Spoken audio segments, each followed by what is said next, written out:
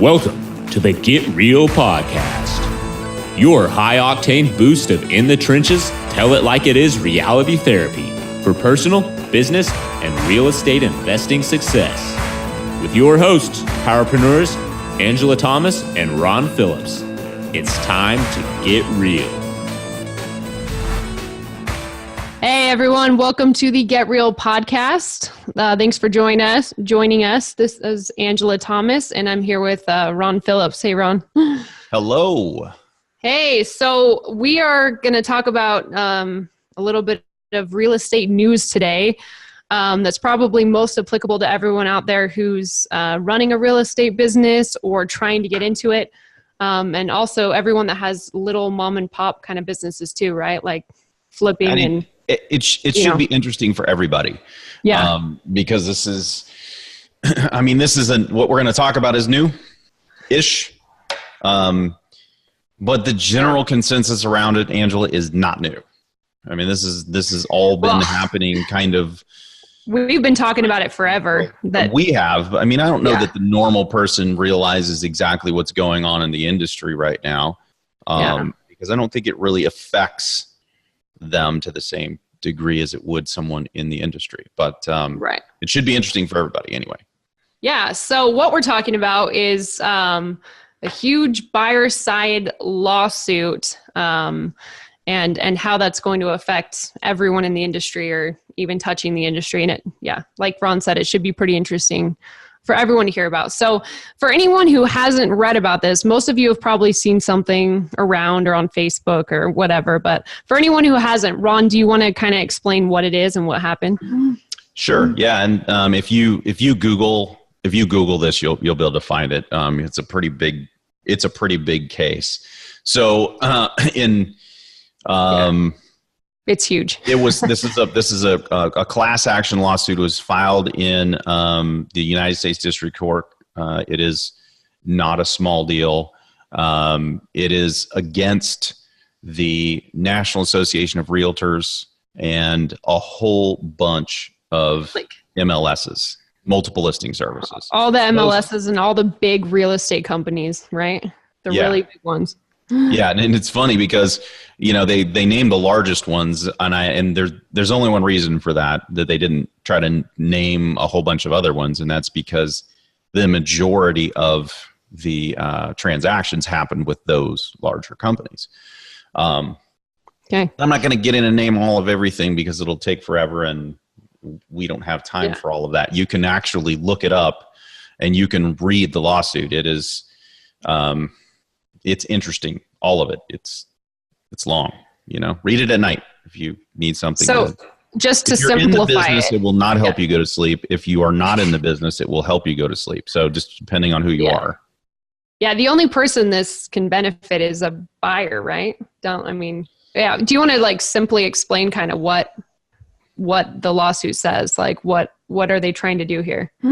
Yeah. I think that, really, all this is it basically alleges that there's cooperation and compensation. All that happening is a violation of the antitrust laws. Right. Okay. And that it harms consumers because it's forcing home sellers, the seller's side, to pay the buyer's side commission. And if you want my opinion, really, this is just a way to take another stab at the real estate brokerage as it has been for decades.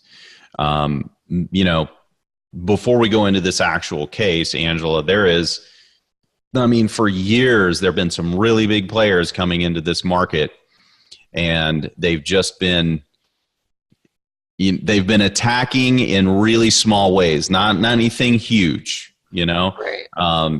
Zillow and Redfin and, all these guys, they don't say it in so many words, but these guys want to do what Uber did to the taxis. That's really what's going on here. They want to disrupt the market. And they want to be able to play untethered in this space. since those big boys, there have been other ones that have come in. And in the real estate investment world, those of you out there who are running businesses or who have, studied about becoming a real estate investor, flipper, rehabber, buying rental properties, any of these things. Yep. Now there are very large companies. Those of you who are in the business, you've got to compete with these guys who are paying way too much money because they've got billions of dollars behind them, and they're buying up a whole bunch of real estate. Right. These guys are all coming in trying to use technology to disrupt an industry that has been, kind of on lockdown for quite a while. We've been highly regulated the same way, and right. We've all had our unwritten rules about how the game's played. Well, those rules are out the window now, and there's some new folks coming in and trying to shake things up. I believe personally that that's what this lawsuit is. I don't think it really has anything to do with anything other than trying to break up the monopoly of the National Association of Realtors. Yep. Now, I am a real estate broker, but some of what is alleged in here is accurate. I mean, if we're getting real, some of this lawsuit is accurate. It has merit, in my opinion. I'm no attorney. I don't know the law that well. But man, as I read through this, some of what it says is stuff I've been saying for ever since I became a real estate agent. I mean, the stuff against the MLS and some of these larger companies. I mean, I think it's in here. It talks about the MLS has this rule where you basically have to agree to join an MLS. You have to agree that you are going to you're going to play by the rules of the MLS, and they're all dictated to you, basically. Right. And they're stating that this is a violation of the Sherman Antitrust Act. I've kind of always said that it's a little bit mafioso in its way that it works. In order to join some of the real estate companies, and the reason that they've named some of these really large real estate companies is in order to be in that real estate company, you have to join the MLS, and then you have to participate by the rules in the MLS. You're forced to do it. Now, if I join as a broker an MLS, all of my agents have to join. Otherwise, I have to pay for all of these, and it's Anyway, So I'm not saying this is good or bad, Angela. I'm just saying that it is. Yeah. So can you connect that for us, Ron? I know, and just help make it. So how does this lawsuit? You mentioned that, there's all these other companies, Zillow and Redfin and, Roofstock and all that. How does this further their agenda, if that's what you were saying, if I understood you correctly? So let's go into the financial part of this. And then I'll come back and I'll talk about a little bit more about the nuts and bolts of of what's wrong, what they're alleging. Okay. But the nuts and bolts of this is that they have named all of these people, and just to kind of save you, they are suing based on the buyer's side commission, which is generally 3%. Right. And they're suing in the major metropolitan areas, and I mean, it's so much, billions and billions of dollars is what they're suing over. Yes. So, and the attorneys who are bringing this lawsuit are no joke. Yeah, attorneys. They're huge law firms, huh? These guys have won billions and billions and billions of dollars for their defendant, for the clients. And so they're not in this I believe they're not in this to settle. I firmly believe that they're in this to get a judgment that will bankrupt these institutions. There's no way that they can pay out this kind of money. It's an obscene amount of money. I don't know exactly what happens at that point, but you could speculate that if the MLS can't operate the way that it is, and the National Association of Realtors basically loses its hold on the industry, Right. That anything is possible at that point. I don't know exactly. I mean, if the buyer's side commission has to be paid by a buyer, good hell. How many buyers are going to be buying real estate if they have to foot the bill for that? And how many real estate brokerages, if that happens, can actually live on 3% or less? But this has already been happening for a long time, because there are companies now who will let you list for, $500, so you can be on the MLS and not have to pay a realtor.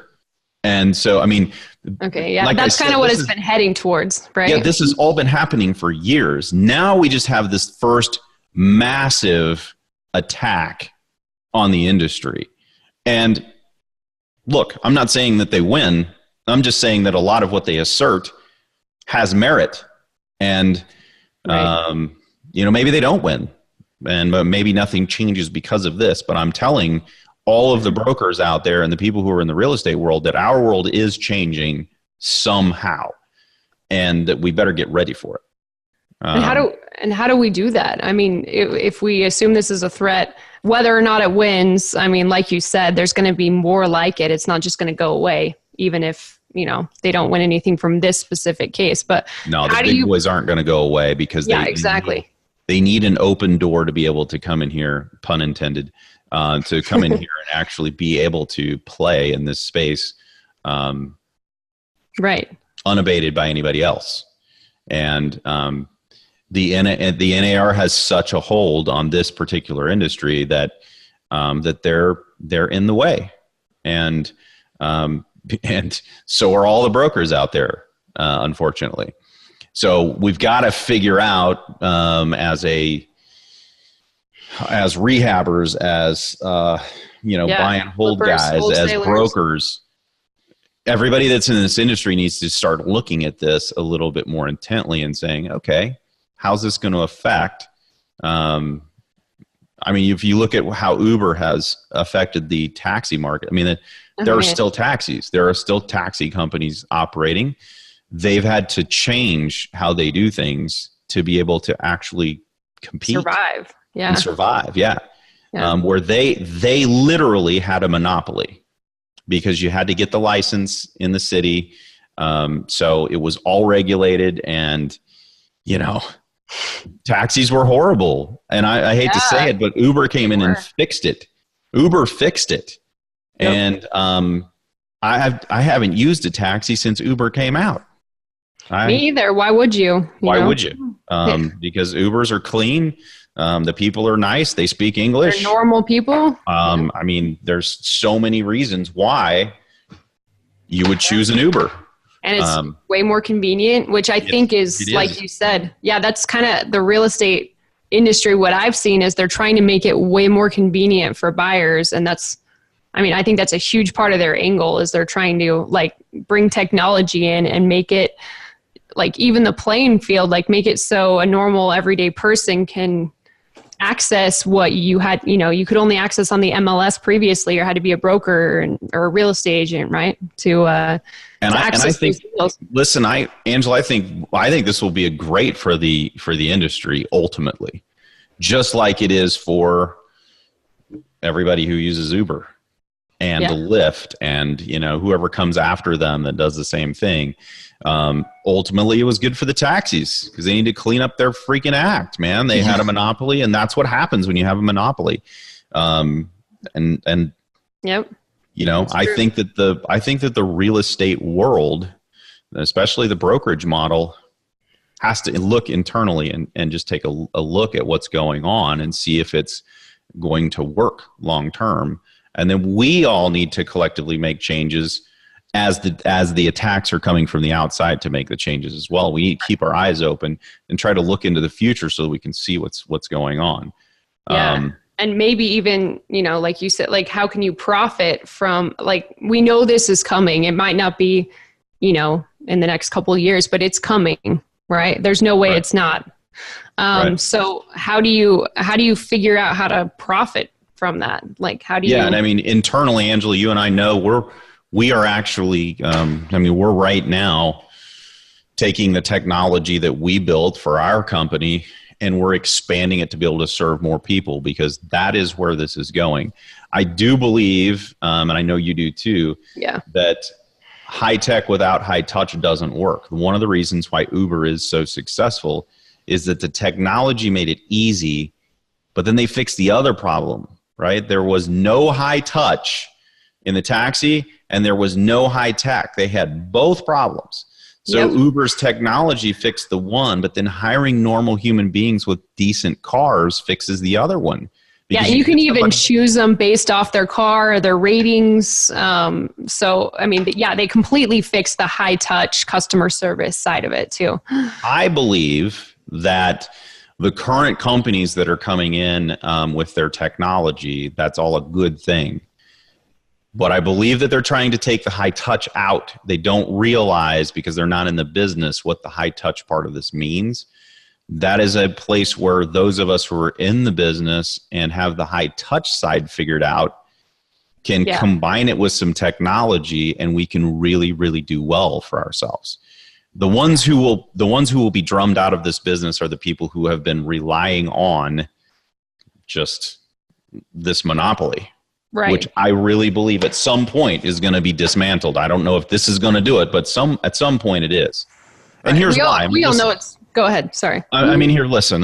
This is what some of the things they allege just about the MLS. The MLS is required for any brokerage who wants to do business. True? Yep, definitely true. MLS is controlled by the local associations, and the local associations, they got to abide by the NAR rules, and the commission structures that are there, all of that's true. Yeah, that's all true. Buyer broker commission rules, they force sellers to pay for the buyer's commissions. That's true. It's absolutely true. The fact that all agents are forced to join this association, even if they don't want to, it's true. And because of all of that, in order to compete on this platform, you've pretty much got to keep your commission where everybody else's are, because otherwise you're not competitive with your compensation to the other agents, and they don't show the properties. Right. And so it by default, it kind of sets what the commission rate's going to be, which is definitely, in my opinion, it's against antitrust. I've said that since I was first forced to join one of them. It's a little oppressive that they force people to join those things. Yeah, for sure. So this is a real threat. This is no joke. I don't know if they're going to win, but it's a legitimate threat to the industry, to the NAR, and to the multiple listing service as we know it. Yep. Yeah. So I think we, you hit the nail on the head with what we need to do here. You need to look to the future, figure out how to be profitable. And I think, Ron, too, that we both believe that because these other companies that are kind of seeing this change and stepping in and trying to take advantage of it with their high tech, those guys all have a lot of funding, a lot of money that other small real estate businesses around the country don't have. So I think we're all going to have to figure out how to kind of band together too, to be able to really compete in this new market, right? So I sent something out, as you know, on Monday to our team. We communicate because we're all across the country, and we don't actually have an office anymore. We communicate using Marco Polo, which is a video app where you can send videos to everybody. How young and hip are we? Man, it is fun. I'm just kidding. It's a lot of fun to stay in communication that way. But I sent one out on Monday about how can you wow your customers or engage your potential customers, your prospects, right? That's going to become so much more important.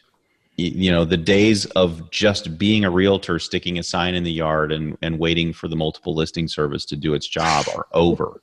Yeah, having a real estate license doesn't guarantee you anything. No. I mean, the people who are going to rise to the top are the people who really have it dialed in to be able to wow the consumer, where they go, man, I'm going to use you again. And the reason isn't because I can get a lot of information from this high tech company over here, but I'm going to use yours because you made the experience for me so awesome. Yeah. And the product was so awesome. I want to do that again. Those are the people who are going to win this when combined with the technology. So do you have to have the best technology? No, but you got to have some technology. You got to combine it with the absolute best in customer experience. It's a must. Yep. So if I were to tell anybody how to try to solve for this before we even know what this is, I would say get your customer experience dialed in so that you can pivot when you need to. That's awesome advice. Thanks, Ron. Definitely agree with that. So, well, we would, we'd love to keep this conversation going. I think we'll kind of end it there for now, but I would love to know what everybody else thinks about this. So if you guys want to visit getrealestatesuccess.com and, give us your feedback on this, or our Get Real Estate Success podcast page on Facebook. Let us know what you think, your opinion on the subject. We'd love to hear about it.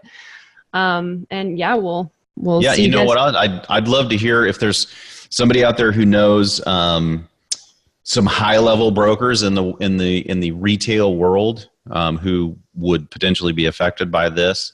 I've got some in mind. Maybe I'll call, and maybe we'll have another conversation about this if everybody wants to. With someone in the retail industry, where they could actually tell us what they're seeing in the marketplace and how this could potentially affect them and anyone else in the industry as well. Yeah, I think that'd be really interesting. That'd be cool. So yeah, definitely let us know. Thanks for listening. We'll see you next time. This has been the Get Real Podcast. To subscribe and for more information, including a list of all episodes, go to getrealestatesuccess.com.